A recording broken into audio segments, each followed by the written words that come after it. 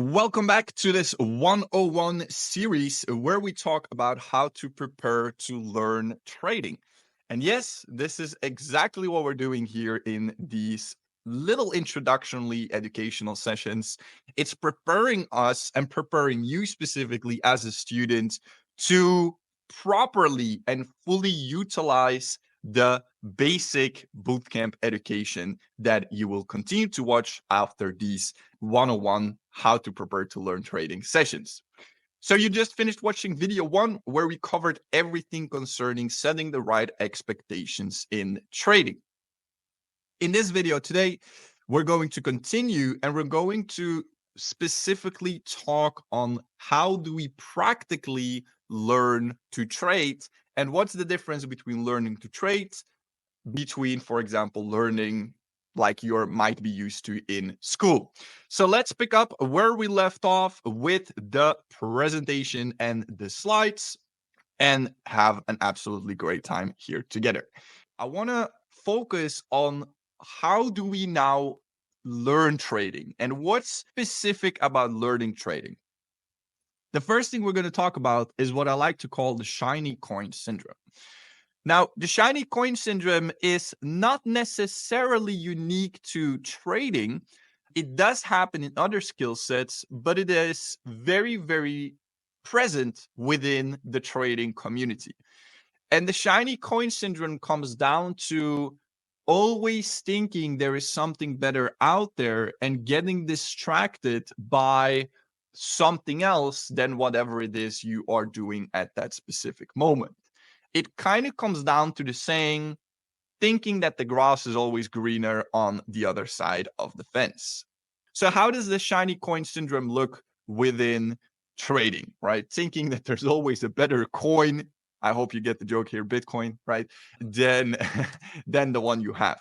Now, shiny coin syndrome, why do we have this? It comes from a bias that we have within our brain. It's called a cognitive bias, which means our brain is often pulled towards certain things and likes certain things better than other things. And we actually touched upon this in the previous video, that we're always excited to start something new. This is why we're always motivated to do something new, because we learn a lot of new things. And I mentioned it there as well, that our brain has this bias. This is what we call the novelty bias, right? So we are attracted and we are automatically more excited about new things because new experiences, new feelings, new everything. Now, within trading, this means a lot of people are always shifting their focus to a new strategy, a new trading approach. It might be a new teacher, a new educator, a new mentor. It might be a new asset. Maybe first they were trading on this asset, then they switched trading to this. It might be even switching trading platforms. And if some of these terms are unfamiliar to you at this moment, don't worry. The point I'm making here is that this novelty bias is very, very, again, present within the trading industry, because there are a lot of different approaches and a lot of different options to be trading and investing. And since people as a main goal have being profitable within their trading, and there are multiple ways to do that, there is a risk, and this happens with most people, that they, once they see something else or someone else making certain results, they will immediately shift to that. Then they see another person making even better results, they will immediately shift to that. Now, why is this dangerous? It's because if you do this and you always switch, same as some people might do when it comes to sports, or some people might do when it comes to studies, the risk you're running there is that you will be running behind the ball, and you will always be running behind the ball. And this is true for these other examples I mentioned, but this is even more true within trading.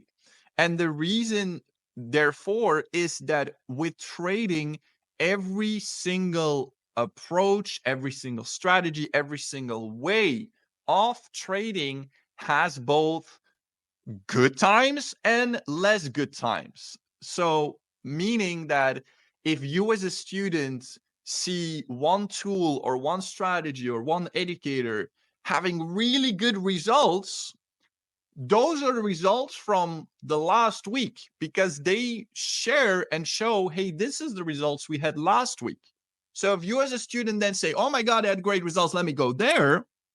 Well, that doesn't mean that because they had great results last week, they will have again such fantastic results the next week. So then the next week you see someone else sharing, oh wow, look at this fantastic result. You go there again, and every time you're running behind the ball. And this is why my advice to you is stay consistent. And we're going to talk about what appeared on screen in a second, but stay consistent.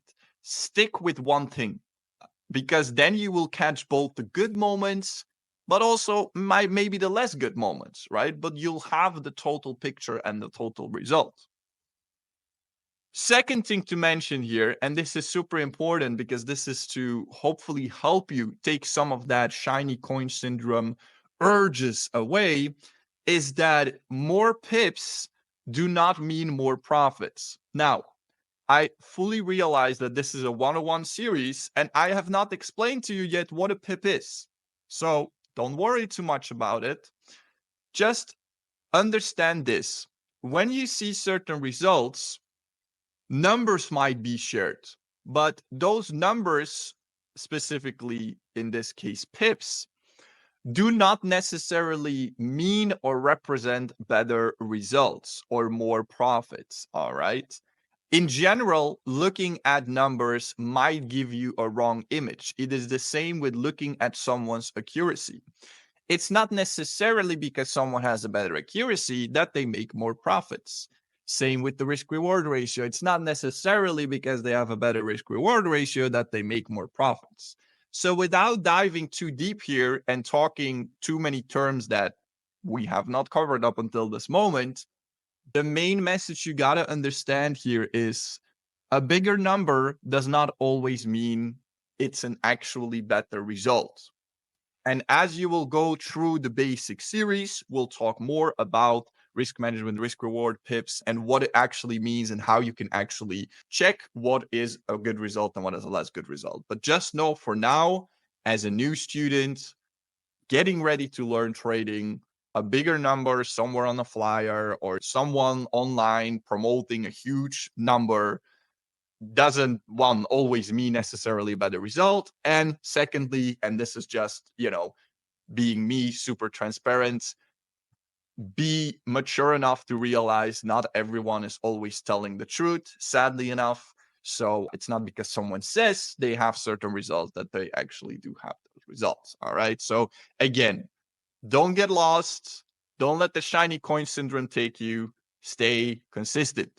This is super important. Consistency is the key to being successful in any skill set and most definitely in trading. Don't feel like guess someone else might have some good results. You already should do it. It's really not a race. All right. It's not about speed. Trading is a marathon. It's about at the end who will actually be changing their lives for the better thanks to trading. And I can tell you this better than anyone because I've been doing it for 8 years. And all those guys and girls that were having fantastic results after 2 months, 3 months, and were shouting it from the rooftops that they were making so much and this and that and that. Now we're 8 years further. Those people went back to whatever it is that they were doing. They have long, long, long already given up upon themselves, upon trading. And it is because they were chasing a quick result, quick high, and not seeing it as a marathon. All right. So very much realize that consistency is key. Ta-da! Now, I probably caught some of you off guard here, right? And probably some of your brains at this moment, no joke, went like, time for some relaxation right now. I'm ready.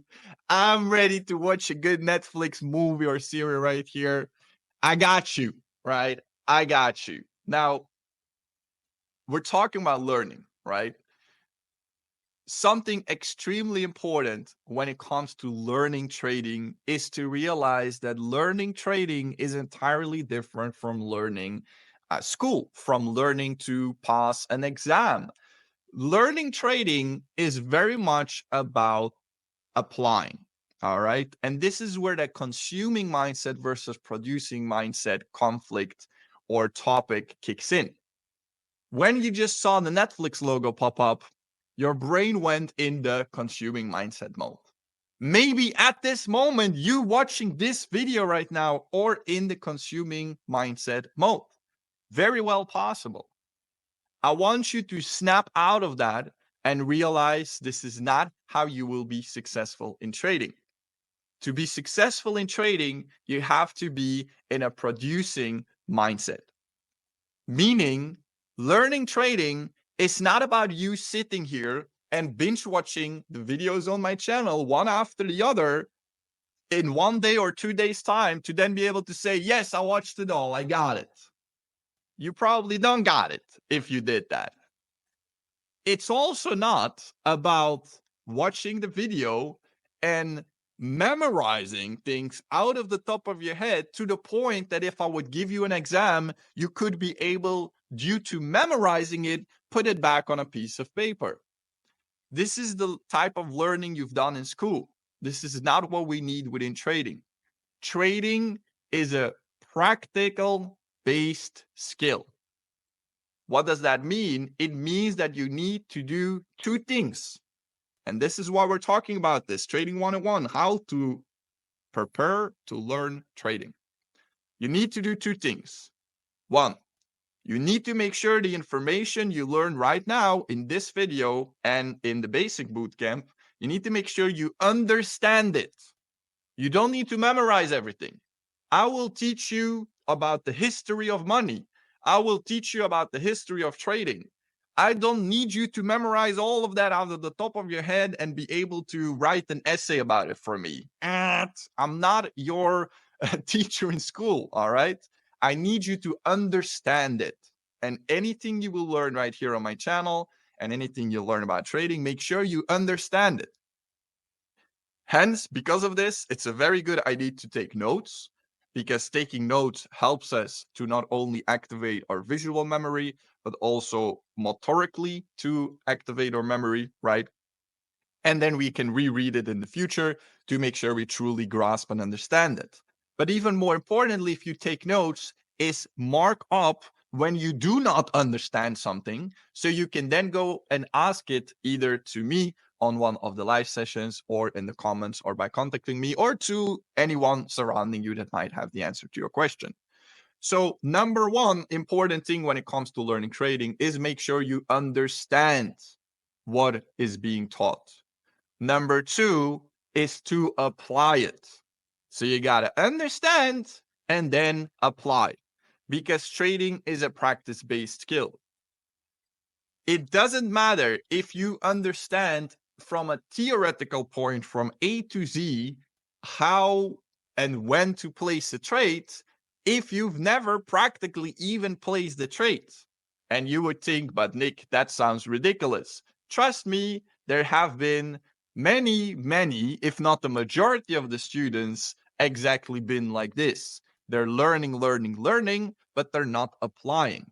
And understanding is step one and is very important, but it's still an entirely different realm from being able to do it. So first you need to understand, and then you need to apply to make sure you transfer that understanding into skill. Let me say that one more time. First, you need to understand what is being taught and the information you receive. Then you need to apply it to make sure you transfer the information and the understanding into an actual skill set. So I want you to be in a producing mindset while watching any of the next educational videos. And if you weren't in the previous video, go ahead and rewatch that and make sure you do it with a producing mindset. This means taking notes. This means repeating what you wrote down to make sure you understand all the information that was given to you. And this means after every video you watched, if there is something to be applied, and I will tell you which practical things are there to be applied within trading, that after a video where something needs to be applied, you go ahead and you apply it to make sure you transfer your understanding into a skill set before you go and continue the rest of the videos. I do not want anyone just binge watching the whole series in one go and then thinking, okay, I got it under my belt, because you don't. All right. This is a practical based skill. Fantastic. Don't become a jack of all trades, become a master of one. Be consistent, focus on one thing at a time, one skill set. In this instance, you're going to focus on getting a truly full foundation of your basics. After you've done that, you choose, this is a strategy I want to learn. This is the educator I want to learn it from. Focus, focus, focus. Learn the information, make sure you understand it, and then apply it to turn it into an actual skill set. Next video, we're going to be talking about the fear of failure and where fear truly comes from. So I highly invite you to tune into the next one to uncover the truth behind fear. Thank you for tuning in on this video, and I hope to see you in the next one, which will also be our last video in our Trading 101 series, how to prepare to learn trading. See you there, and as always, a la próxima.